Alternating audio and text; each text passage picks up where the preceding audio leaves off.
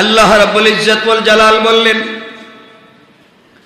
তোমরাই হলে সর্বোত্তম উম্মত। আমাদেরকে আল্লাহ বলছেন তোমরা হলে সর্বোত্তম উম্মত।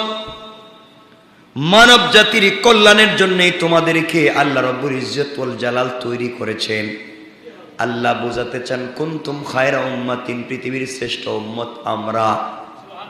উখরিজাত লিন-নাস, আদম থেকে ঈসা নবী পর্যন্ত সকল বনি আদম থেকে চুনে চুনে আমাদেরকে আল্লাহ শেষ নবীর উম্মত বানিয়ে দিয়েছে।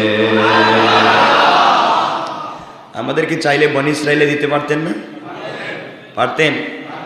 ফেরাউনের জমানায় দিতে পারতেন? আল্লাহ ভালোবেসে আমাদেরকে শেষ নবীর উম্মত বানিয়েছেন। সুবহানাল্লাহ। আল্লাহ বলছেন আমি তোমাদেরকে শ্রেষ্ঠ উম্মত বানিয়েছি। কুনতুম খায়রা উম্মাত, তোমাদেরকে আমি আল্লাহ শ্রেষ্ঠ উম্মত বানিয়েছি।